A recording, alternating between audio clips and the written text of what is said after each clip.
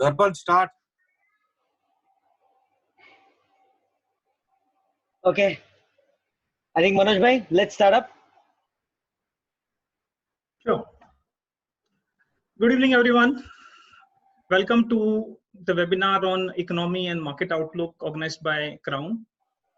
I know we are all in currently unprecedented times in terms of what we have experienced for the last 3 weeks and another 3 weeks that we are going to be all in lockdown.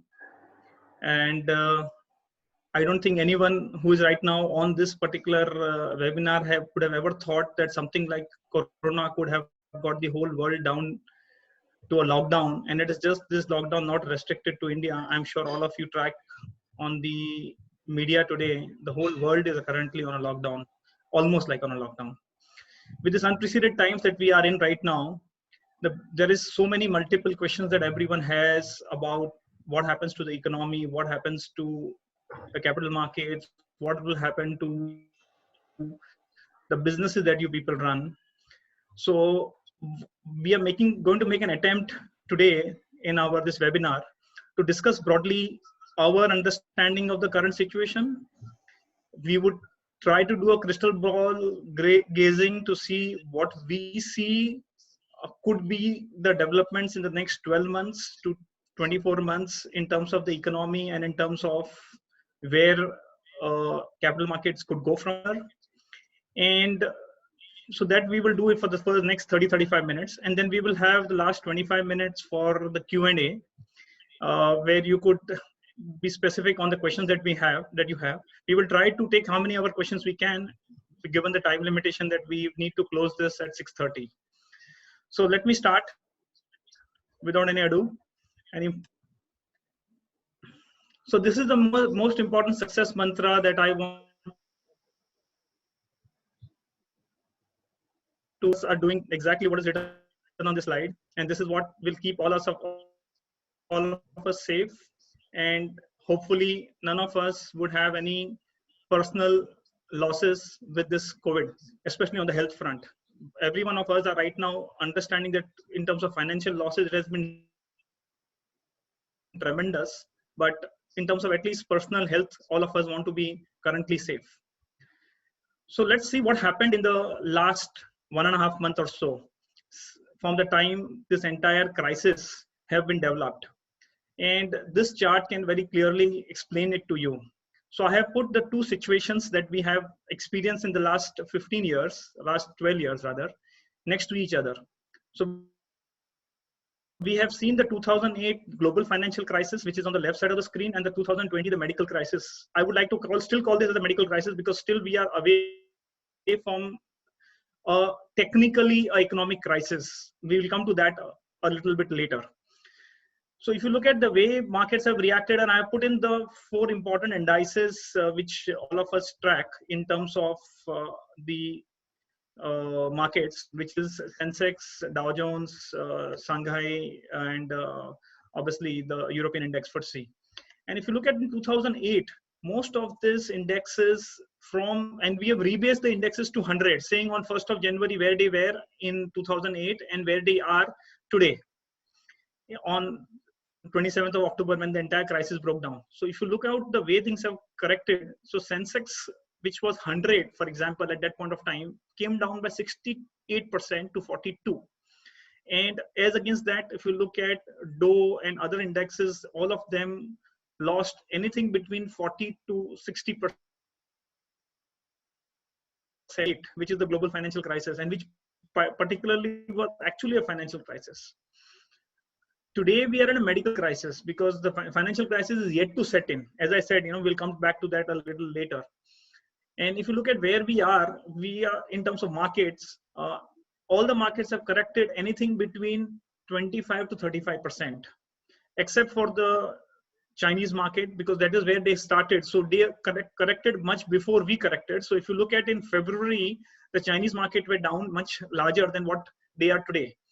So comparatively, if you look at the medical crisis, though it started from China, they have been doing very well in terms of the equity markets as such. as compared to the rest of the world, including Sensex and Dow Jones and FTSE Index, where you see most of them have lost anything between 25 to 35%. And this I have put it as the 30th of March, because if you look at the bottom, we were down by about 38% as far as India is concerned, which is what you can see here on the chart, which was somewhere in the month on the 23rd of March, where we were down by about 38%, and then we have recovered, and obviously we are recovering even today. So this chart will give you a comparative between 2008 and 2020, just to give you a background about how bad or worse it can happen if it has to happen. So if it is going to happen, we could see something as bad as what we see in 2008. And this is what we see in terms of the last 1 month, the type of events which have happened over the last 1 month in terms of various announcements which were made by Reserve Bank of India, whether on the economic front, whether giving out packages, or whether it was US Fed coming out with various cuts and various stimulus for the government, and also the crude oil prices, the way they've crashed, and how things have been performing in terms of the index. So we started, it was on the left hand side, you can see the Sensex, on the right, you can see the Nifty. And I want to make it as non-technical as possible so that everyone is able to understand it. So you can see the way market is corrected, right from 38,000 to 40,000 on the Sensex, to where we are in terms of 25,000, which we saw the bottom, and now we are close to 30. And where you look at Nifty, where we corrected from close to 12,000 to where we are close to 9,000 today. These are various different announcements which have happened in the last 30 days. Obviously, I mean, government across the world has been very active, and we'll talk more about it later. Now, the biggest question is that how and why people did not understand that COVID could be such severe a crisis globally, when everyone knew that COVID was something which China saw somewhere in December, January, is because of this World Health Organization. And everyone today is calling it as Chinese Health Organization. And if you look at the announcement that they made at various forums on various dates, where they kept saying that there is no evidence of human-to-human transmission. They said that travel restriction need not be brought in. It's not a pandemic. So these are the things which World Health Organizations kept saying on various different occasions, which made governments across the world believe that COVID is not such a serious crisis like what they have realized now.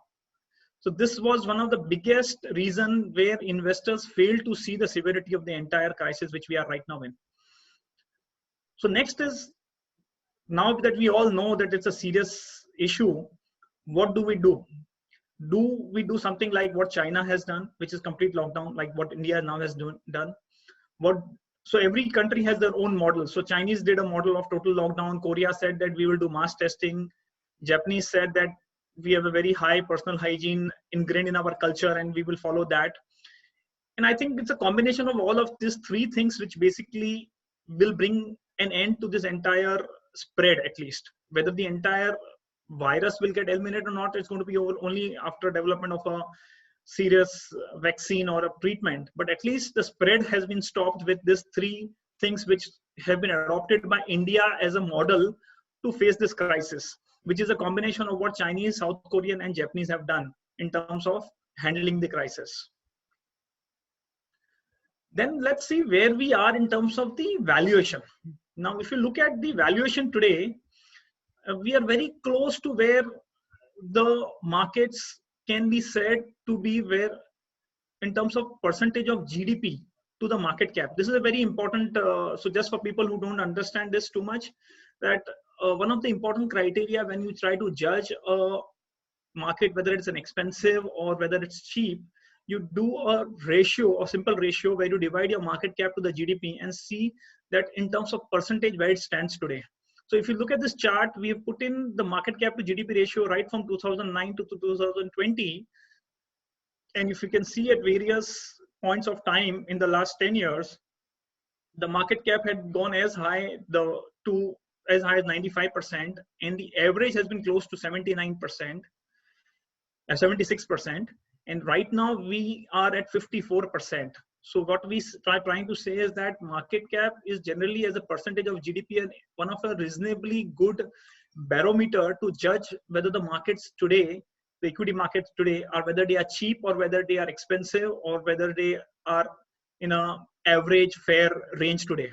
So right now, from what we are seeing today, it looks like we are close to a fair range, or rather much on a cheaper range. You can put it that way, because if you say fair is close to, say, the last 10 years average, which is 76, then I think we are very close to cheaper. Now, there's a big question mark here in terms of GDP, because GDP itself is something which, in terms of numbers, are being debated whether we... Hello? So GDP itself is one question that a lot of people are saying whether we'll have the same GDP or not, whether we'll be growing at all or not. So we'll come to that separately. This is another criteria to really look at how markets are being, whether the markets are cheap or not. And this, on this chart, I've really put in the Nifty price to book for 1 year forward and Nifty price to book on a trailing basis. And this is what you can see for the last 15 years, that what is price to book basically for beginners. What you look at on a stock, there is a book value and there is a market price to it. So when you divide the market price to the book value, you get a ratio. So if you look at the ratio today, we are on a forward basis, we are close to 1.9. And on a trailing earnings, so when I say forward in terms of forward earnings, and when I say trailing in terms of trailing is last 12 months earning.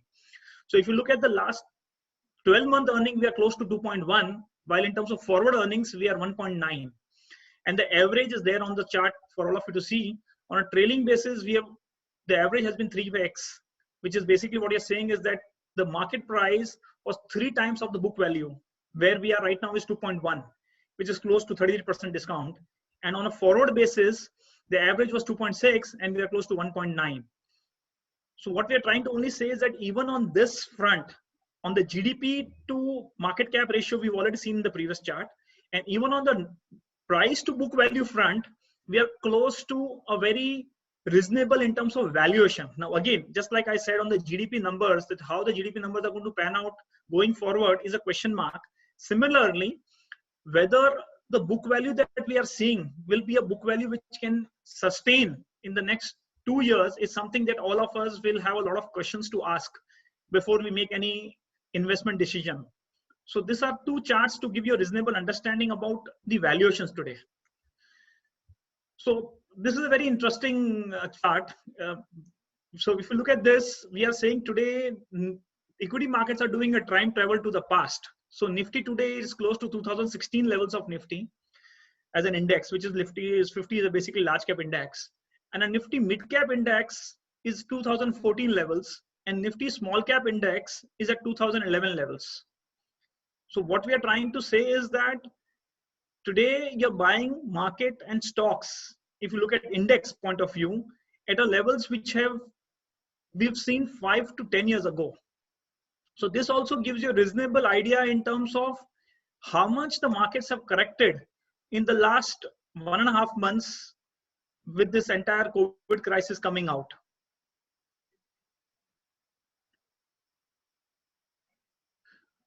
So then the biggest question is that if we are saying the markets have corrected so much, then it's a good time to probably buy. But whether it is really so, because everyone in the market today do not have the confidence whether this entire COVID crisis at all will be solved in the next 2 months, next 2 weeks, or for the next 1 year. We don't know it, because there has to be a medical solution found to this entire problem. Obviously, everyone has been reading on the internet a lot of things about a lot of various medicines being used by different countries, different doctors. So we have the famous one in Jaipur, the doctor who had used the HIV medicine with few combinations to treat few foreigners who were the first people to get detected by corona. And then you have the famous German doctor who have almost treated about 700 people by his combination of medicines. And there are a lot of other companies and countries which are trying to use different models to treat this entire health issue. But rather, whether really that solution is a foolproof solution is something which everyone is still debating. And obviously then we have this entire world trying to develop vaccine. So I have given few screenshots of whatever news that you all of us would have read in the internet everywhere about various companies trying to develop vaccines. But again, as all of you know, that vaccine development is at least a 18-month to 24-month process. So nothing can get developed in like 2 months or 3 months. So this is one thing that is keeping everyone worried, that whether this lockdown and this entire crisis, can it get over, for example, on 3rd of May when we finish our lockdown, and can we all start going to work tomorrow on from 4th of May or not? Because we will all still feel very unsecure even on 4th of May to go out, because you don't know if tomorrow you get infected, whether because the medicine is not known, vaccines are not available. So the confidence is going to be missing. That's the biggest, therefore, a worry. And therefore we say, unless a health or a medical solution is found to corona, this entire uncertainty is going to be a long drawn uncertainty and doesn't get over so fast. And then look at what are the consequences of the lockdown. Now, if you look at some of this data which is there, which is compiled by a lot of business magazines, etc., in terms of the loss to the economy. Now, the loss, this number is almost about 2 weeks ago, where they talked about 8.76 lakh crores of loss, which is close to about $120 billion. That number is going to be doubling by 3rd of May, because that was for only a month. Now we're talking about 2 months of lockdown.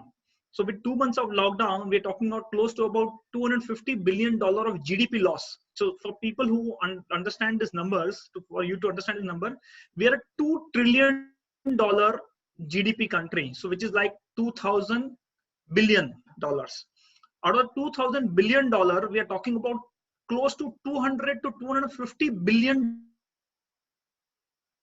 dollar of GDP being lost, which is close to 14% of GDP being lost due to this entire lockdown, which is significant. If you look at, because when we look at GDP numbers, we talk about GDP growth of 5%, 6%, 7%, whatever that number you want to put in. If we are going to lose that much of GDP in the next 1 month, 2 months of lockdown, we are not talking about GDP growth. We're talking about degrowth in GDP. And obviously, therefore, when we talked about market cap to GDP numbers, whether that criteria, when we say we are at 55% of the GDP, that is on a previous looking, trailing GDP. But on a forward looking GDP, if you try to get these numbers, the numbers will change, because the GDP itself, you don't know what it is going to be, type of lockdown that we are all in. And then this is where we are, the facts of life, there will be complete demand destruction happen. So certain companies, certain things which there will be complete destruction in the demand will not come back. So for example, cinemas, auto sales, certain demand will make it deferred. So luxury autos obviously is going to be never coming back, but maybe low end autos like a 2-wheeler or 4-wheeler with a cost which is less than maybe 5 lakh, 10 lakhs, the demand may still come. But a lot of this demand is going to be either lost or it will be scaled down a bit, or maybe scaled down to a very large extent. So these are another areas of worry in terms of how the spending habits is going to be there going forward for all the investors or all the consumers of this country. So that is where a further area of caution has to be exercised, because even if this lockdown is opened up, you may have industries which will start producing, you will have probably services starting, you'll have probably everyone getting back to work, but that will be on the supply side. But on the demand side, you need confidence in the consumers to actually go out and spend. And unless you see a demand side stability coming in, it will be very difficult for the economy to get back to path and recover. And which is where I believe will be one of the biggest push which will be needed by the regulators, including RBI and government, to encourage people to spend, because everyone has seen immense amount of financial loss with this lockdown. So obviously the spending habits are going to change dramatically, and with this change in spending habit, it will be very difficult for the demand to come back, though you may see supplies coming back. And again, one of the important aspect of demand is also how we are able to export. Now, if there's going to be slowdown across the globe, and if you look at these numbers, you can see economies across the globe are currently talking about negative GDP growth. India has scaled down the GDP growth from 6% to 2%, and that will probably go to minus something going forward. What? And look at other developed economies. They're going to be all like -5, 6, 2, -3. So the demand side, which is what I was talking about, will be something which will be impacted for a very, very long time, because there will be no demand even on the export side. And obviously with the slowdown in the slowdown in the demand, it will be also impacting exports of goods in a very large way, either to the US or to China or Eurozone, where we all export a lot of our goods. But there are, in this entire sea of negativity, there is positive things as well. Okay, I've just got a suggestion that someone told me need to be on talk in Hindi a bit. I will make my best attempts to do that. So positives for India is what we are right now on. So in spite of all these negatives that we talked about in terms of loss of demand, etc., कुछ India के लिए positive भी है, जैसे कि ये lower oil prices. आप सबको पता है कि ऑयल प्राइसेस जो $60 अ बैरल थे, करीब अभी $20 अ बैरल है, which is 66%, 65% fall in prices. And ये तो $20 हम जो देख रहे हैं, ये तो मार्केट में जो लिस्टेड ऑयल है वो है, बट एक्चुअल ग्राउंड लेवल पे ऑयल $10 से $12 में आज के डेट के अंदर में रशिया, ईरान, सऊदी अरेबिया सब बेच रहे हैं. सो वो एक बहुत बड़ा पॉजिटिव है इंडिया के लिए, because India is a net importer of oil. And ये जो ऑयल का प्राइस घटा है, इस ऑयल के प्राइस से फॉल से करीब करीब $70 to $80 बिलियन का इंडिया को फायदा है प्योरली ऑयल प्राइसेस पे. This also will therefore have lower trade deficit with the oil importing countries, plus जो luxury goods का import भी कम हो जाएगा, डिमांड कम हो जाएगी, तो हमारा ट्रेड डेफिसिट विद चाइना भी कम होगा. तीसरा, जो आरबीआई प्रोएक्टिव तरीके से जो काम कर रही है, उससे जो क्रेडिट फ्लो इकोनॉमी में वो बढ़ेगा. आरबीआई ने क्या क्या मेजर्स लिए उसके ऊपर में एक सेपरेट स्लाइड है जो शॉर्ट में अपन कवर करेंगे, because I am aware that we are running short of time, because 20 minute हो चुकी है. एंड गवर्नमेंट फिस्कल स्टिमुलस पे भी काम कर रही है. सिर्फ अगर इकोनॉमी में लिक्विडिटी बढ़ेगी, इंटरेस्ट रेट भी रिडक्शन होगा, तो कहीं ना कहीं फिर से डिमांड आएगी. तो जो मेरा क्वेश्चन था कि डिमांड कहाँ है, वो सबसे इंपॉर्टेंट पॉइंट है कि अगर सप्लाई रिस्टोर भी हो गई तो डिमांड लाने के लिए ये जो स्टेप्स है उससे डिमांड आ सकती है. एंड जो मोस्ट इंपॉर्टेंट पॉइंट जो सब लोग डिस्कस कर रहे हैं आज की डेट में, कि वो है disruption of supply chain from China. With the way China ने ये क्राइसिस को हैंडल किया है, सबका चाइना के ऊपर में आज के डेट के अंदर में भरोसा उड़ गया है. सो काफी हाई चांसेस लग रहे हैं कि चाइना से lot of production base will shift to India, and therefore there could be higher investment in India, and India का एक्सपोर्ट्स उसके कारण over a period of time बढ़ सकता है. और obviously because is an economy, if we do well, foreign institutional investor का भी allocation India को बढ़ सकता है. So this could be positives for India. ये आरबीआई की पॉलिसीज के ऊपर में जो मैं बात कर रहा था कि आरबीआई ने जो एक्टिव स्टेप्स लिए हैं, तो उन्होंने जो 27 मार्च को जो वेरियस चेंजेस जो किए थे, जिसका इम्पैक्ट लिक्विडिटी पे आया था और बैंक्स के लेंडिंग के ऊपर में आया है, और प्लस उन्होंने आज भी जो इफेक्ट लिए जिसके अंदर में उन्होंने 1 लाख करोड़ पुश किया सिस्टम के अंदर में, जो NABARD, SIDBI, NHB, NBFCs and MFIs को फंडिंग करने के लिए. और बाकी जो उन्होंने स्टेप्स लिए हैं जिससे लिक्विडिटी इंप्रूव होगी, जैसे उन्होंने रिवर्स रेपो रेट आज भी 25 पॉइंट से कम किया है. So basically reverse repo is the money, the interest which the banks get when they keep the money with RBI. तो आरबीआई ने पहले ये रेट था 4.9 जो लाया 4 पे, और आज 3.75 पे लेके आ गया वो लोग. सो आरबीआई नहीं चाहती है कि बैंक के पैसा आरबीआई के पास रखे, वो चाहती है कि बैंक के पैसा लेंड करे. इसलिए इन्होंने लेंडिंग मतलब वापस जब पैसा लेने का जो रेट है वो कम करती जा रही है बैंक के तो RBI. So ultimately the incentive is now bank to lend rather than keep it with itself. And ये लेंडिंग का रीजन क्या है? To create demand, because supply and demand दोनों क्रिएट करने के लिए पैसा चाहिए इकोनॉमी को, और पैसा इकोनॉमी को तब मिलेगा जब बैंक्स पैसा देगी. ऑब्वियसली आपने सबने ये पढ़ा होगा अबाउट आरबीआई ने जो मेजर्स लिए for deferment of repayment of loans और इंस्टॉलमेंट्स वगैरह के ऊपर में. So this is everything everyone has read about it, so I'll skip this slide because we are running really short of time. This is what have been, जैसे मैंने आपको बताया था कि बहुत सारे मॉनेटरी एंड फिस्कल मेजर्स लिए गए हैं across the world, and this two slides talks about the various measures which have been taken across the world by various countries. So everyone knows America ने लगभग $2 ट्रिलियन ऑलरेडी स्टिमुलस किया है, and अगर आप Europe के stimulus को add करते हो, जापान के स्टिमुलस को ऐड करते हो, तो कुल मिला के $5 ट्रिलियन का स्टिमुलस हुआ है. एंड अगर उसको as a percentage of GDP आप कैलकुलेट करते हो कि अगर चाइना की जीडीपी को एक बार हटा लो आप, तो चाइना पे जीडीपी नंबर समझो करीब करीब $17 ट्रिलियन है, वो अगर आप निकाल दो और बाकी सब जीडीपी को अगर ऐड करते हो तो वो करीब करीब होता है 30 से 35 ट्रिलियन डॉलर. वो 30 से 35 ट्रिलियन डॉलर के सामने है ऑलरेडी ग्लोबली 5 से 7 ट्रिलियन डॉलर का स्टिमुलस ऑलरेडी आ चुका है. सो हम लोग बात कर रहे हैं करीब 20% ऑफ द जीडीपी स्टिमुलस में स्पेंड हो रहा है. India is close to 3%, 4% of the GDP in terms of stimulus, but globally huge stimulus दिया जा रहा है. और ये स्टिमुलस दिया जा रहा है just to avoid this health crisis from being converted into a economic crisis. So ये स्टिमुलस का पर्पस ये है कि हेल्थ क्राइसिस से अगर लोग इंपैक्ट हो जाएंगे, उससे इकोनॉमिक क्राइसिस ऑटोमेटिक आ जाएगा. एंड 2008 जैसे हमने स्टार्टिंग में देखा था, 2008 के अंदर में इकोनॉमिक क्राइसिस आई थी, बैंकें बैंकरप्ट हो गई थी. सो वो अवॉइड करने के लिए गवर्नमेंट्स अक्रॉस द वर्ल्ड बहुत प्रोएक्टिव हो गई है, और वो करंटली ह्यूज स्टिमुलस देती जा रही है अपनी इकोनॉमीज को, ताकि फाइनेंशियल क्राइसिस नहीं आवे. And some of that is the reason why markets are also now started recovering from where they were about 2 weeks ago.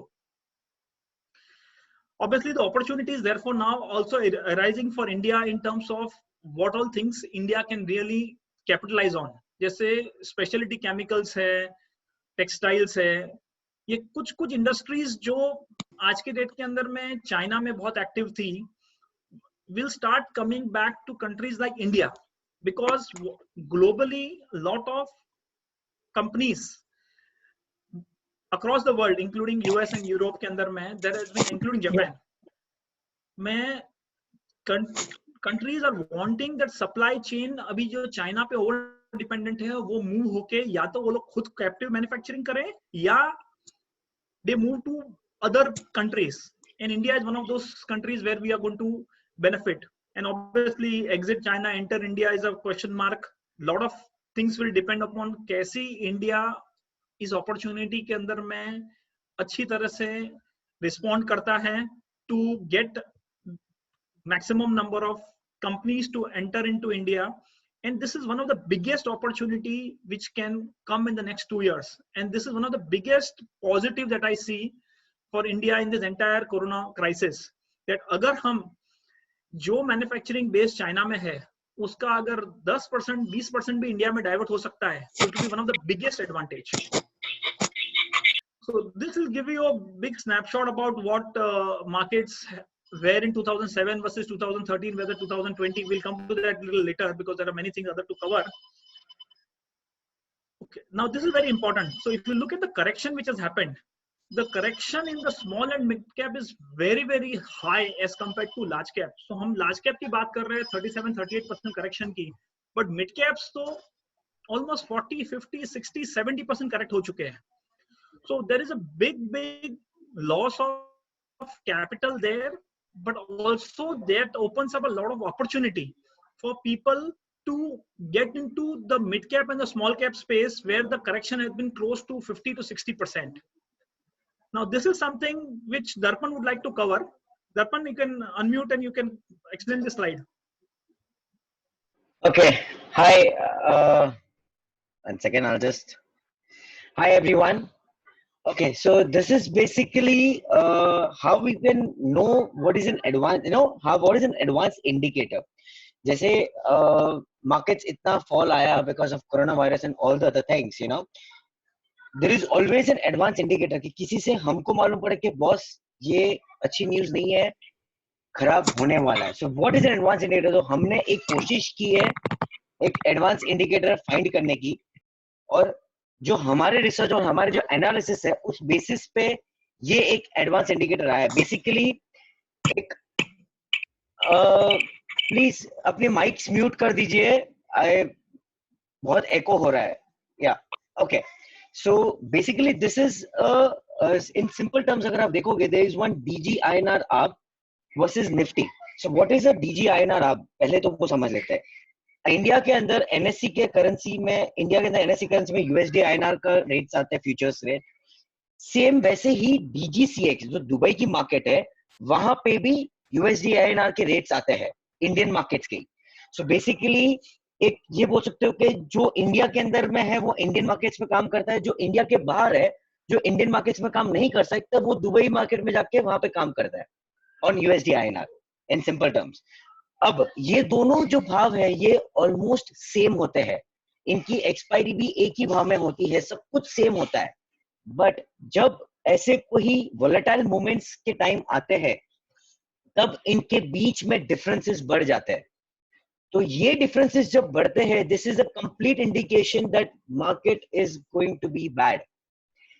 In simple terms अगर ये डिफरेंसेस बढ़ते हैं, दैट मींस जो दुबई के अंदर यूएसडी आईएनआर को लग रहा है कि करेंसी और ऊपर जाएगा, वर्सेस इंडिया के अंदर करेंसी उतनी ऊपर नहीं जाती है। तो पूरे सिनेरियोस बेसिकली हमने आपको एक कंपैरिजन दिया हुआ है। जैसे 4th of Feb को डीजीसीएक्स वर्सेस आईएनआर के बीच में जो गैप था वो 11 पैसा था। एग्जांपल है कि अगर इंडिया में 75 का भाव है तो डीजीसीएक्स के अंदर 75.11 का भाव है, 11 पैसा ऊपर चल रहा था डीजीसीएक्स में। तो एक इंडिकेशन आ गया था, जनरली ये 0/0 ही रहता है, तो एक 11 पैसा का फर्क आ गया, मतलब थिंग्स आर नॉट गुड। तब निफ्टी का भाव 11,964 था। 18 फेब को ये डिफरेंस हो गया 20 पैसा। तभी तक Nifty was almost on the same, but एक आइडिया आ चुका था कि ये गैप बढ़ रहा है, that is an indicating that markets खराब होने वाले हैं। 3rd मार्च को ये गैप 27 पैसे हो गया, धीरे धीरे धीरे निफ्टी गिरना चालू हुआ। आप देखेंगे आगे जाके ये गैप्स भी बढ़ते गए और निफ्टी ही उतने जोर से गिरी है। सो बेसिकली एक क्लियर इंडिकेशन हमको पहले मिल चुका था कि जो भाव ज्यादा डिफरेंस होते नहीं है, जो 1-2 पैसा 3 पैसा का डिफरेंस होते हैं, उसमें एक साथ 11-11 12-12 15 पैसे एक आर्बिट्राज अपॉर्चुनिटी आप बोल सकते हो इसे, बट एक इंडिकेटर भी था कि market will not survive. So yes, एक आर्बिट्राज अपॉर्चुनिटी थी, जिसने इंडिया के अंदर बाय किया होगा और वहां पे सेल किया होगा, वो सब एक्सपायरी पे एक ही भाव में कटता है, तो almost short lock in profit था। वही चीज आप अगर देखोगे आगे 30th में जाके 30th तक 72 पैसा हो गया था, which was the life time high इस डिफरेंस के अंदर, जो आज तक हमने भी कभी नहीं देखा था। 72 पैसा में आपने देख लिया था market was almost at the bottom. धीरे धीरे धीरे 3rd अप्रैल में ये 54 पैसा रिकवर हो गया था, स्टिल मार्केट नीचे था, बट एक इंडिकेशन आ गई थी कि थोड़ी सी शायद रिकवरी आने वाली है। 8 अप्रैल तक भी थोड़ा और डिफरेंस नीचे आ गया, मार्केट थोड़ा अपसाइड मूव आना चालू हो गया। And 17th April, that is today, the difference is still 4 paisa. That is what the original difference should be. And markets are already up, post 9.50. So, एक early indicator के रूप में इसे बोल सकते हैं कि जो, you can get an indicator, boss, market किस side पे जाने वाला है.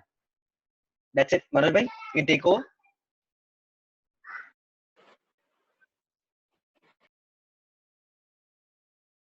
मनोज भाई, unmute yourself, मनोज भाई. Yeah. Thanks, Darpan. So basically दर्पण ने जैसे बताया कि कहीं ना कहीं एक एडवांस इंडिकेटर जरूर था मार्केट के अंदर में, जो लोग ने देखा नहीं, लोगों ने जाना नहीं, और उसके कारण एक जो एडवांस ये देख रहे थे, जो ये चीज ट्रैक कर रहे थे, उनको इंडिकेशन आ चुका था कि कहां पर मार्केट प्रोबेबली जा सकता है। So it is a very good indicator which you can say. So now what is the mantra? According to us the mantra is it's time to be overweight on equities, but in a staggered manner. So what do we mean by that? This is the chart which tells us कि last के 20 सालों के अंदर में, 25 सालों के अंदर में, जब जब बड़े क्राइसिस आए और जब जब मार्केट करेक्ट हुआ, कभी 30%, 40%, 60%, उसके बाद में जब वापस स्टेबल होने के बाद में जब मार्केट रिकवर हुआ, तो मार्केट कैसे रिकवर हुआ और कितना फास्ट रिकवर हुआ। तो ये जैसे अभी 2008 का क्राइसिस का हमने बात किया था, इसके पहले मार्केट 60% घट गया था। उसके बाद में अगर आप देखोगे तो 12 महीने में मार्केट डबल हो गया, 92% rise. I am talking about January 8 to October 8 का पीरियड। आप सब लोग देख रहे हो। सिमिलरली इसके पहले के भी आप अगर पीरियड्स देखोगे, जैसे ये आप देख रहे हो फरवरी टू सितंबर 1 वाला, ये जो 9/11 हुआ था अमेरिका के अंदर में, जब ये 21 सितंबर 2001 सबको याद होगा, मार्केट उस समय 40% घटा था। उसके बाद में अगर आप देखोगे मार्केट फिर रिकवर हुआ। सो अगर आप overall over a period of last 25-30 years अगर आप देखेंगे, क्राइसिस में मार्केट जब घटता है, उसके बाद में जब रिकवरी आती है तो उतनी ही फास्ट रिकवरी आती है।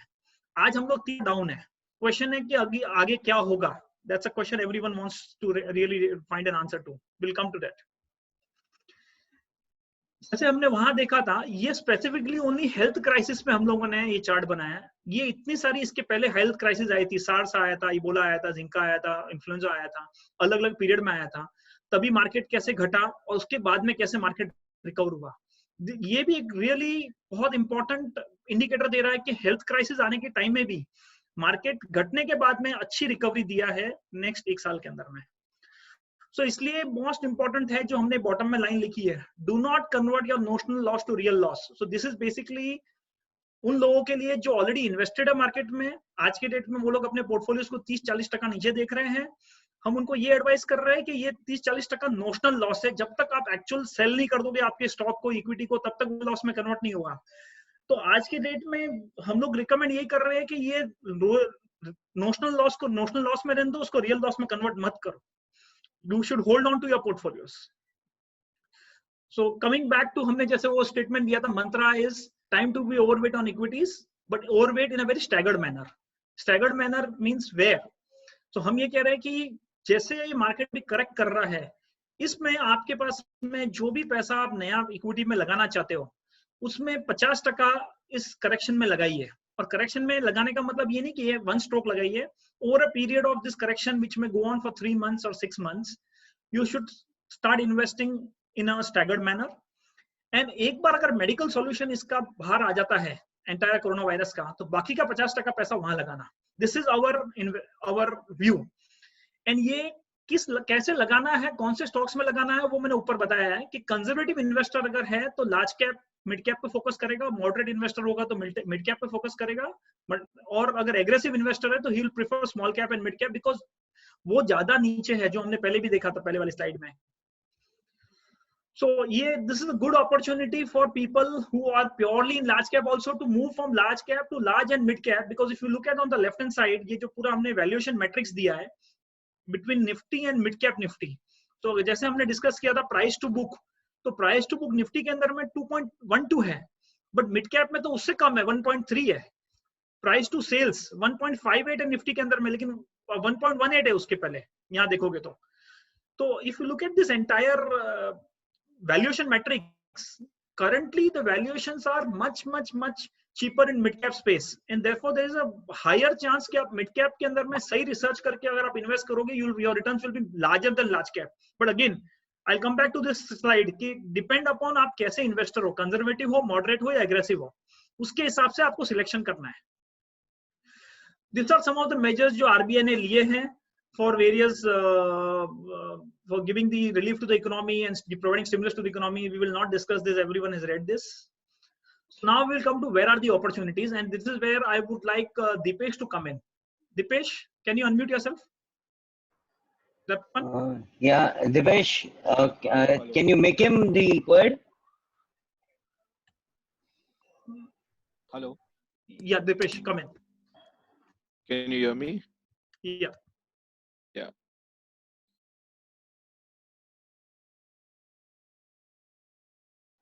Manoj, you need to make him co-admin and so that he can share his.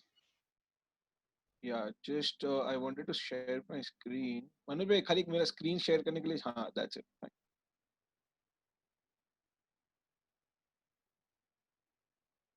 I have stopped my sharing. You can share it, Dipesh. Yeah.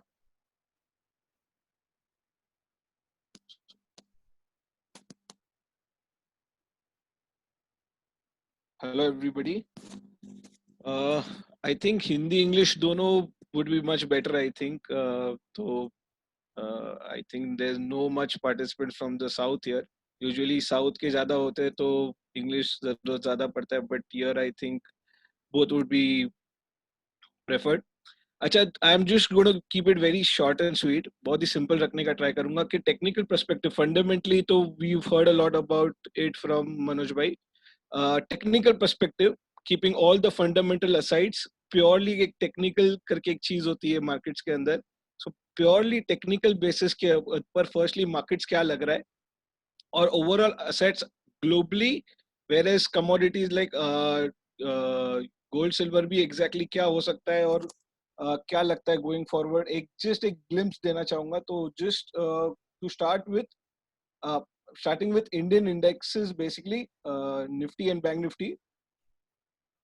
I will try to share across my charts also basically first, then I will just take it to, yeah. So basically this is the whole Nifty chart on weekly time frame. For all those who've been doing technicals, उनको बहुत easily समझ जाएगा. जो नहीं भी कर रहे उनके लिए भी बहुत easy है समझना, कोई hard and fast है नहीं. Markets यहाँ से यहाँ गिरा था अभी just short span of time में. So this was the highs of 12,400, which was on near the end of Jan, and the recent lows of around 7,400, which was the end of March. So 2 months we were down at least around 35 to 40% on Indian markets, and we are standing somewhere here right now. Going forward, what is the outlook? I think looking at the whole structure of Nifty here, this is a level which I think can be immediately seen in the month of April itself, which is around 10% further rise. मुझे नहीं मालूम है vaccine आने वाला है कि नहीं, मुझे नहीं मालूम है exactly what is going to be the next step.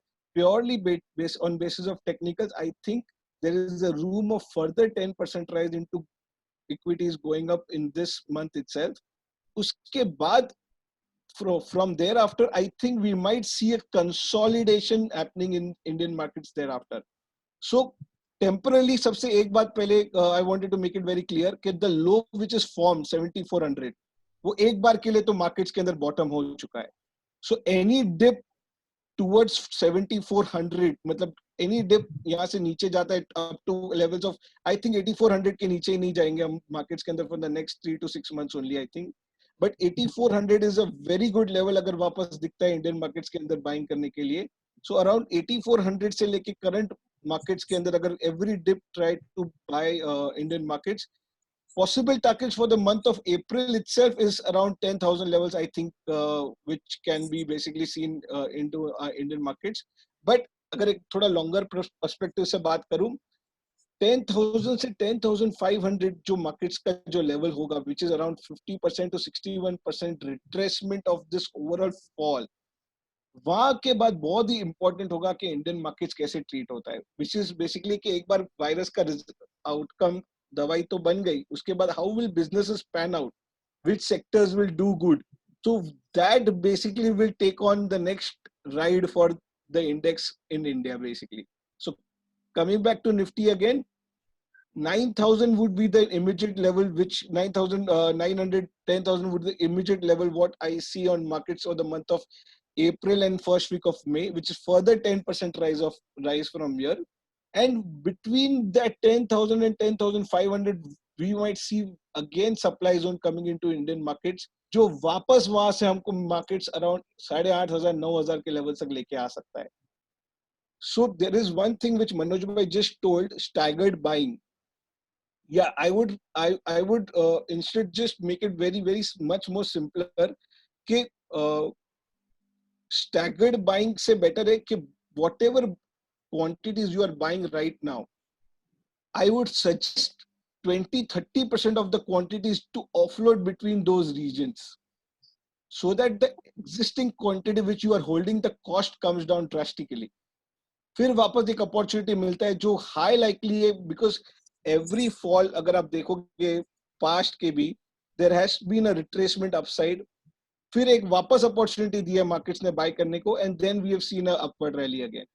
So looking at the whole structure on Nifty, 9,900, 10,000 in the immediate level what I see on markets right now. Thereafter एक supply zone markets के अंदर रह सकता है, and we might again come back to 9,000, 8,500 on index front. अगर यहाँ से एक immediate fall दिखता है तो 8,500 और 9,000 के बीच में एक बहुत ही अच्छी buying opportunity है markets के अंदर. So quality stocks अगर buy करना चाहे तो quality stocks भी buy कर सकते हैं.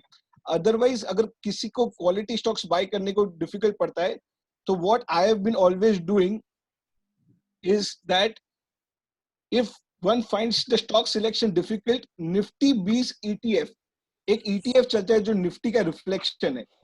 तो कल उठ के कौन से स्टॉक्स निफ्टी में रहेंगे वो किसी को नहीं मालूम है, बट निफ्टी का पूरा आज तक का हिस्ट्री है that Nifty has always gone up and breached its previous highs. तो Nifty B is nothing but a reflection of Nifty only. उसका ईटीएफ अराउंड अगर अभी 9,500 मार्केट चल रहा है तो उसका ईटीएफ 96 रुपीज का चलता है, which exactly reflection of Nifty. Exactly अगर निफ्टी बढ़ता है 10,500 तो वो 105 हो जाएगा. तो निफ्टी बीज would be the right approach. अगर किसी को कुछ नहीं समझ रहा है तो निफ्टी बीज बाय कर सकते हैं ये पॉइंट ऑफ टाइम. सिमिलरली एक और बड़ा इंडेक्स है इंडिया का, which is reflection of bank and basically economy का एक बड़ा रिफ्लेक्शन है. These banks have been really underperforming these days because it is a very simple logic कि सबसे पहले जब इकोनॉमी को हिट होता है सबसे ज्यादा तकलीफें बैंक्स को होती है. So compared to Nifty, banking is still a little risky trade. So अगर दोनों से कंपेयर करना है तो I would still prefer people buying stocks from Nifty and avoid banks. But still अगर एक immediate trading perspective से buy करना है तो I think 23,000 on Nifty Bank is a level which I think this is a possibility which can be seen in this month itself. एक खाली trading perspective से अगर कोई बाय करना चाहता है तो निफ्टी बैंक बाय कर सकता है फॉर द टारगेट्स ऑफ 23,000 के अंदर. और नीचे में स्टॉप लॉस 17,900 आ रहा है इसका. So if you want I can show you similar chart of Nifty bank also like Nifty.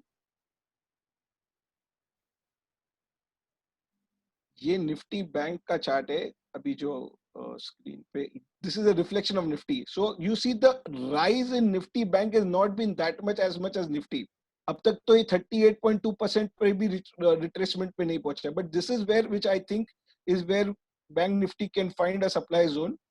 इसके अंदर भी एक short term bottom ऐसा लग रहा है बन गया है. तो 17,200 300 एक बहुत ही अच्छा rock solid bottom है इसके अंदर. तो every fall from 20,600 which is currently trading at should be seen as a buying opportunity, but on a trading perspective more. 23,000 is somewhere I think would be a good exit for those all traders where I think a decent 10 to 12% can be easily made from the current levels. Shifting my attention to USD INR, basically despite of crude being at a very lower level, I don't know on the major fundamental side it's been good for USD INR or no, but looking at not major businesses right now, crude being at such lower levels and everything, still pressure on USD INR means India का रुपया तो हमेशा weak हो ही जा रहा है continuously. So I think despite we go up in Indian markets, we have decoupled our relationship with USD INR. तो वो ज्यादा रिलेशन नहीं चलेगा यूएसडी आईएनआर के. इसके बाजार ऊपर जा रहा है तो यूएसडी आईएनआर ड्रास्टिकली नीचे आएगा. वो एक जोन में रहने का ज्यादा चांसेस है. अराउंड 74 और 76 के एक रेंज में रहने का ज्यादा चांसेस लग रहा है. बट अगर 76.5 भी तोड़ देता है तो ऊपर में 78 79 के भी टारगेट्स आ सकते हैं यूएसडी आईएनआर. वो भी रूल आउट नहीं करना चाहिए. सो one thing is there that the whole on the trading perspective, we might move higher on equities, which is 10 to 12% rise from here.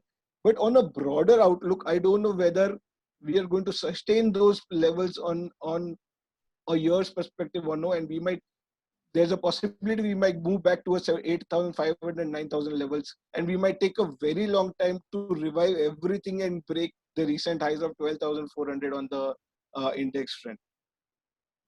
Going on the global side, S&P 500 is nothing but the index of US markets, 2799. So if you ask anybody that the major problem of corona is basically US is basically facing it.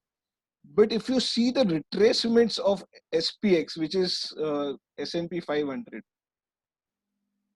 we have not even touched 38.2% of retracements. But if you see retracements of S&P, they have already touched 50%. मतलब 50% of the rally वो लोग ने already cover कर दी है उनकी. And we are talking about coronavirus's threats in India. They have seen the major damages of corona and they have already been up 50% from the current levels. So usually markets will not react much on the viruses after some time because people have a tendency to get immune after a certain time. So मुझे लग रहा है कि US markets में अभी further room होना बहुत ज्यादा कम चांसेस है, तो you might not see more than 3 to 4% rise from your SPX की अगर पर्टिकुलरली बात करूं. सो the risk to reward in terms of going long in UN markets is not at all good. 4 to 5% rise in the index is maximum what I see. Major consolidation, and the more the index can go into consolidation between 2100 and 2500 for the next 3 to 4 months. This is of the US market basically. Usually major indices across globe, they have nearly similar charts. Everybody has bounced back somewhere between 30 to 40% of what they had fallen from the recent rise, and everybody is waiting for what is going to be next basically. So in a nutshell, I think we are going to consolidate current levels, or maybe 5 to 10% higher from current levels, and then again maybe fall, wait, and then see a fresh upward rallies into equity markets in India and globally also. Major commodity which has been the talk of the town recently is basically gold. Internationally, $1700 is been trading recently since the past few days, and nobody is actually knowing what exactly is happening in gold. Uh, I personally think there are a lot of short positions which has been trapped in gold internationally, which is causing the gold prices to move up significantly. If I take you to the charts of gold, Dipesh, I think your screen is freezed. okay, We are not. Okay. Just see if you Yeah, can. even I can't see your screen. okay, wait, hold on for a second.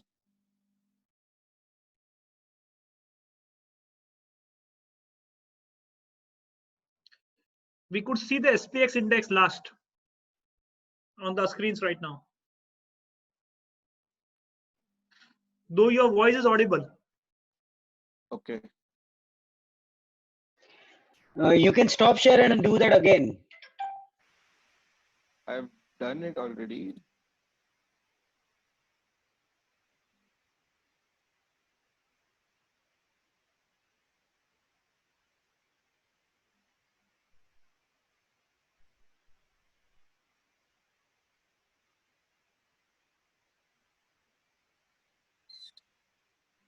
Maybe if you cannot show the screen, maybe you can complete your view. We can and, continue with the audio, video.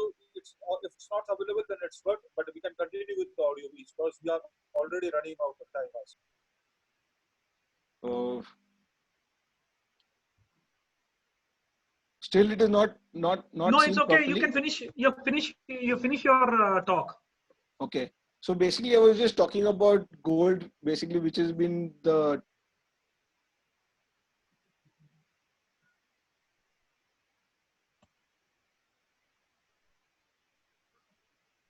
I think Dipesh has been logged off.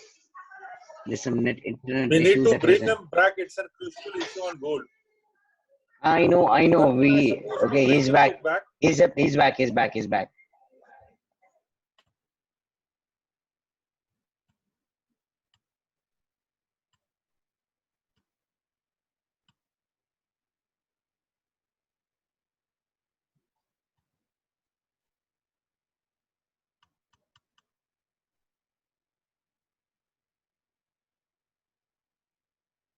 hello. Yes, Dipesh, we can hear you. You can you see my screen again? No, I can't see your screen. You need to share. We can Okay. hear you. Okay, so I was just talking about gold basically. I think the current rise which we've recently seen a couple of days before, which is 1748 on spot gold internationally. I think that is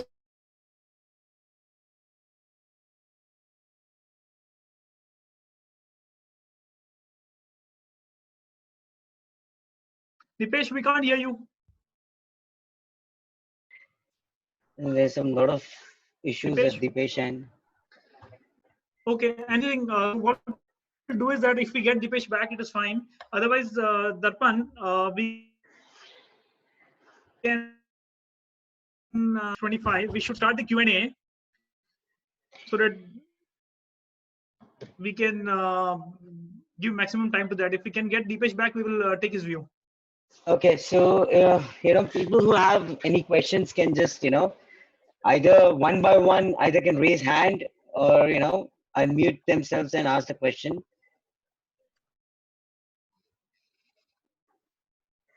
Hello. Yes, Deepesh, Dipesh. are Can you you back? hear me now? You can conclude your talk in next 1 minute. So we are starting Yeah. with the Q&A. Yeah. So just talking about gold. So I think the recent high is 1748. I think is a very important top which has been formed. I think in next 2 weeks there are high chances that we might hit levels of 1580 on the lower side, which is around $100 downside in gold from the current levels where it is trading. So on the MCX front, if one can expect around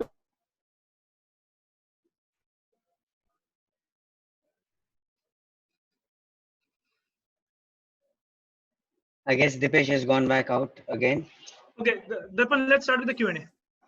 Okay, so So yeah, if anyone either has people any can, question, yes, Karan.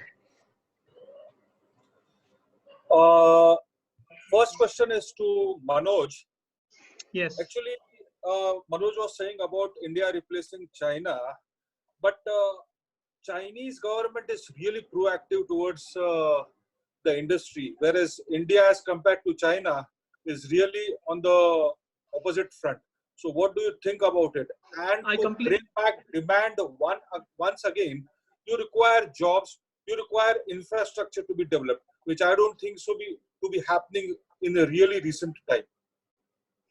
Karan, I agree fully with your viewpoint that China cannot be replaced in this world economic order.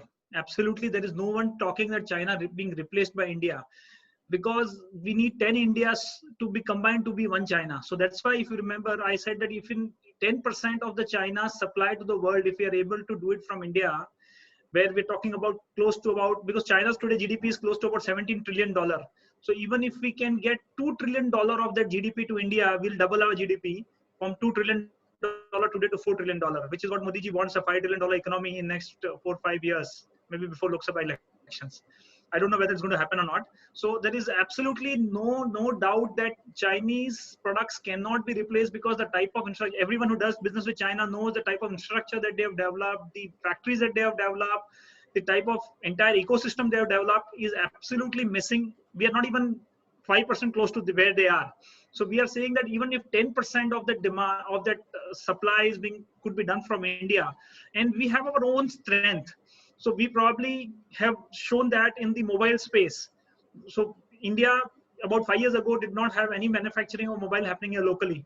Now we have Apple itself setting up their unit in Chennai and doing a good amount of production from Chennai.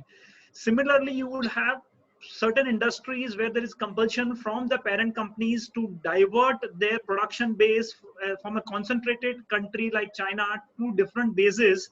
You will have that impact coming to India as well as to other Asian nations like Vietnam, or even to South American nations like Mexico. So you will have a lot of this manufacturing base being additionally developed by the global MNCs out of China. So maybe China, if they are today in terms of trade at say 100, they would probably remain at 100 or maybe grow at say 2%, 3%. The growth which they did in the last 25 years, which is of 7, 8, 9%, may not come. That's the whole point. So I'm not saying that we are replacing China completely. I fully agree with you, Karan, on that. One more thing I had to ask. Sorry. Yeah. One more thing I had to add, that you had given a ratio of GDP to the equity markets, right? So do you see the GDP growing or falling? And in that terms, what do you see the equity markets, and where do you see equity markets in the terms of GDP, the ratio that you had explained? Okay, so as we said that GDP is going to be majorly impacted, we put the number as well, close to about $250 billion is the impact already with the current shutdown which has happened, which is 10% of the GDP. So that is so in terms of growth, whether we are going to see growth in India, probably people are talking about 1% growth. I don't think that's also happening. We're going to have a degrowth for sure for the next 1 year at least. And then depending upon how the confidence of the people come back in terms of getting back to work, because you all know that lot of this labor which used to work in industries have gone back to the villages, or they're waiting for this lockdown to get opened and get back to villages because they don't want to work at all. Because the type of, entire threat in terms of life which has been seen by these people, their families don't want them to work really. So I fully agree that the manufacturing industry is going to find a very tough time to find people to even manufacture. So supply side will still try to come back, but in terms of demand, I think there will be a still bigger problem. So GDP is a combination of demand and supply. So if you have people who are ready to supply products, but if you have no people who want to buy, you won't have business happening. And if the business does not happen, the GDP cannot grow. So if in that terms, if you ask me whether GDP will see a growth here, no, definitely not. Now coming to the second part of the question, that whether as a percentage of market cap to GDP, if the GDP, which is basically the denominator, will go down, and if the market cap remains where it is, so we may see this 55% going back to say 60-65%, which is the average, which is 76% that we have seen in the past. So denominator has freezed. So denominator is not going up, but the numerator will remain where it is, or maybe it will go up by 10%, like what our analyst has been suggesting, that we will see us rise close to 10% and then again a fall, and maybe we'll see the market just be there where they are for next 1 year or so. So we may see the GDP, market cap to GDP ratio move up from 55 to 60-65% because the GDP itself will go down. So if the denominator go down, automatically your ratio goes up. Yeah. Next question. Hi Manoj, Devang here. Hi Devang, how are you? I'm good. How are you? Acha, I was wondering that if I had to ask you if you want to switch an asset class, sell one asset class and buy asset class from a 1 month or a 2 month perspective, what would those asset class will be? I mean, would be what if I want to sell one asset class and buy one asset class? If you have something in mind. That's a very interesting question. I think our favorite asset class at this point of time would be gold. I think a good amount of investment should go into gold at this point of time.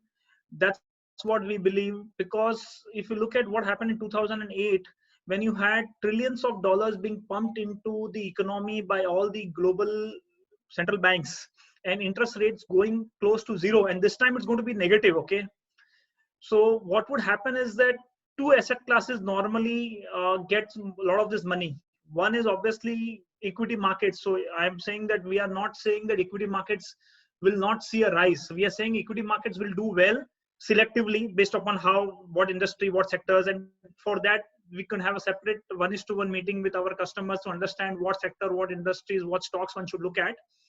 But separately, if you ask me, another asset class which should do well would be gold, because if you look at how the economies are being pumped in by trillions of dollars of stimulus, it basically says that there will be debasement of the paper currencies. So if the paper currencies get debased, you would generally have gold as an asset class being restored or being used by a lot of central banks to save their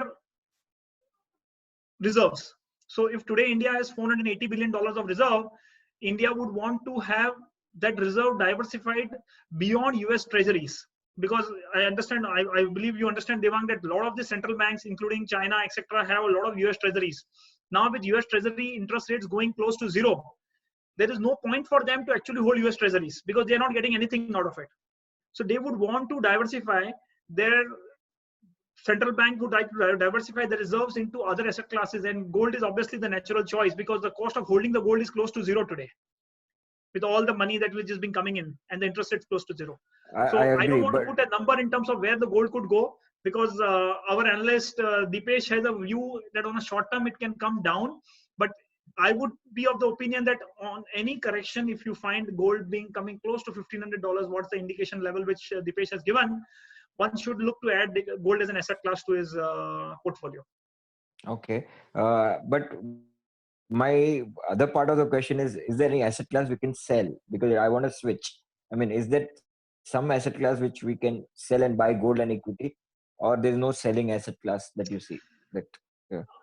See, at this point of time, a lot of these commodities are already so much down that I really don't know whether you would want to have a hedge between a commodity and a commodities I'm talking about other than gold. Okay. So if you look at crude oil, it's already down from $60 to $20. And if you look at all the other base metals also, they are pretty down. So I don't think there is any top short idea today that, short A and buy B. So I don't think at this point of time we are seeing any short as an idea. That's what at least I feel so. Okay, thank you, Manoj. Thank you, Devang. Anyone else have any question? Can unmute themselves and ask. Can I? Yeah, please go on.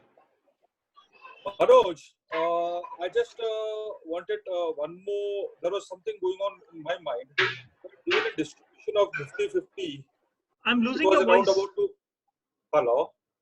Yeah. You had told me that Nifty 50 was around about 2016 level. Mid cap was around about 2014 level. And small cap was around about 2011 levels. Right? So why is the difference so big? Because if small caps were so good in investing, then why we should have such a steep fall in small caps?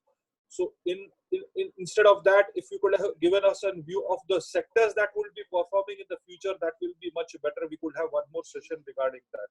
Yeah, surely we can have another session where we talk about specific sectors or specific stock portfolio. And one more thing was really left out, I don't think on this Sorry, because I don't think in this session probably we can cover that because we already run out of our time. Right. We're already 7 minutes ahead of our time. And one more sector which was completely left out, I suppose, was the real estate one. Oh, real estate has been terrible time today. Right. I think after the statement with Deepak Parekh, Parekh made 2 days ago, I think Bhagwan Bharose is only what we can all believe is real estate is that today. If we start talking about real estate, I think 1 hour also will be very less only on real estate. So we must have one more session about it, right? Sure. Yeah, definitely. Thanks a lot. It was really good. It was really good session. Thank you, everybody. Okay, anyone else have a question? I think last 2 minutes we can finish at 6:40. Hello. Yes, Arif bhai. Hello. One at a time. Arif bhai will take yours. Arif bhai, tell me. मेरा बस short में I'm not into this equity something now, but for a new person who wishes to invest and do this equity thing is the right opportunity. मंदी है अभी तो इस पे लगाना चाहिए. आपके लिए तो हमने बोला staggered buying, SIP कीजिए. हाँ. अच्छा एक दूसरा पूछना था जब मिस्टर चिदम्बरम जो एक फाइनेंस मिनिस्टर का इंटरव्यू देखा था तो he was saying that 10 lakh crore का पैकेज या स्टिमुलस आना चाहिए इंडिया में और आप जीडीपी जो कंपेयर किए 20% ऑफ इंटरनेशनल है और इंडिया का 4% बता रहे आप, हालांकि वो फिगर भी शायद कुछ कम है अभी. तो ये वर्ल्ड का जो जीडीपी 20% है वो इंडिया को कितना इफेक्ट पॉजिटिव करेगा 4% को? हम उसको जो देख रहे हैं इंटरनेशनल जीडीपी को और हम क्यों खुश हो उसके लिए कि जो लोग एक ये सवाल था. और दूसरा ये जो चिदम्बरम ने इंटरव्यू में बताया था कि RBI should lend directly just as federal banks are lending in America, तो उसके बारे में क्या आपका कुछ जो बात है तो कुछ बताइए आप. See, RBI never does direct lending. They always lend it to banks and then banks do further lending, which is what even आज भी उन्होंने जो डिक्लेयर किया है 1 लाख करोड़ का, जिसके अंदर में वो लोग LTRO रन करने वाले हैं, जहाँ पे वो लोग बैंक्स को लैंड करेंगे, MFIs, HFCs को लैंड करेंगे और वो बाद में ऑनवर्ड लेंडिंग करेंगे. सो कभी भी सेंट्रल बैंक किसी को डायरेक्ट लेंडिंग नहीं करता है, कहीं पे भी पूरे वर्ल्ड में नहीं होता डायरेक्ट लेंडिंग. उन्होंने फेडरल बैंक का दाखला दिया उसके अंदर, उन्होंने एग्जांपल दिया फेडरल. गलत है. So always central bank always lends to their financial institution और फाइनेंशियल इंस्टीट्यूशन फर्दर लेंडिंग करते हैं. तो उन्होंने क्या दाखला दिया मुझे नहीं पता है, लेकिन this is how the world में चलता है. एनडीटीवी के interview he had said mister Chidambaram that just like federal bank is lending directly in US, our RBI should think that option. So क्या और सेकंड एक चीज है गोल्ड का जो बात आया, तो गोल्ड अभी सपोज इट्स अबाउट 50,000, तो मतलब उस पे इन्वेस्ट किए तो और मतलब ऊपर जाने का शक्यता है. हाँ, बिकॉज मैंने आपको रीजनिंग दिया ना कि with interest rates close to zero and debasement of currencies, that will be an asset class will be chased by a lot of investors, and history tells us that that's how what has happened in 2008 after the global financial crisis. And अगर आप देखोगे तो 3 साल के अंदर में gold ने new height किया था, and that new high was close to about 40% 50% higher than where it was. Okay. और ये जब अपना रियल एस्टेट की बात आई तो उसके बाद अलग सेशन रखेंगे. तो उसमें एक सवाल ये था कि आमतौर पे ये होता है कि मंदी में आदमी मतलब जो चीज की मंदी होती है उसमें इन्वेस्ट करता है, उसमें कुछ लगाता है. तो जब रियल एस्टेट का इतना डाउन जा रहा है मार्केट, तो वो आगे कुछ उसका 2 साल के बाद में उसका कुछ ऐसा नहीं है कि उसका कुछ अप्रिसिएशन जो होगा और ये मंदी में इन्वेस्ट कर कुछ काम आवे. सर आप भी जानते हो लास्ट 10 साल के अंदर में रियल एस्टेट के अंदर में there is been no appreciation, markets have freezed, and उसके मल्टीपल रीजन रहे हुए हैं. And obviously lot of that credit goes to demonetization जो इंडिया में हुआ था 2016 के अंदर में, बिकॉज डिमोनेटाइजेशन के बाद में जो ब्लैक का पैसा था जो बेसिकली रियल एस्टेट को चेस कर रहा था वो पूरा खत्म हो गया. एंड फिर obviously lot of reform schemes in RERA आ गया, ब्लैक मनी के ऊपर में कंट्रोल्स गवर्नमेंट के बढ़ गए. So all of that reason in the last 7 8 9 years have led to real estate really not doing anything. So अगर आप हमारा व्यू पूछोगे रियल एस्टेट आगे क्या करने वाला है, it is the same scenario, कोई चीज में चेंज नहीं होने वाला है. एंड इनफैक्ट ये वायरस के क्राइसिस के बाद में सिचुएशन और खराब भी होने वाला है. सो आप अगर बोल रहे हो कॉन्ट्रेरियन कॉल लेना है, जो आप कह रहे हो कि भाई अगर सब लोग नेगेटिव है तो उस पर कॉन्ट्रेरियन कॉल लेना चाहिए, तो we are not in that camp to take a contrarian call today. Okay, thank you very much. Thank you, Mike. Thank you, Darpan. I think Yes. time to close the session. Anyone has one last? We'll take just one last if anyone is there, or else then we'll close up. I guess that's it. I think no one is there. So yeah, we'll have the closing session. Manoj bhai? Yes, thank you everyone, and look forward for all of you to stay safe at home and take care of your financials, because I think next 1 year is going to be really tough for all of us, and we should be always be very careful while dealing with our financial assets, and be safe. That's all what I want to say. Thank you Manoj, very looking much. forward for one more session next week. I suppose we need one more session. Sure, we will try to make Rather than bring technical out something. analysis, we will require one more fundamental analyst one. Okay, sure. All right, Thank you great, so much. done. Thanks Thank a you lot. so much. Thank you so much, everyone, Thanks, for everyone. attending the Thank session. you very Thank you so much. Bye. Bye bye. You can close off.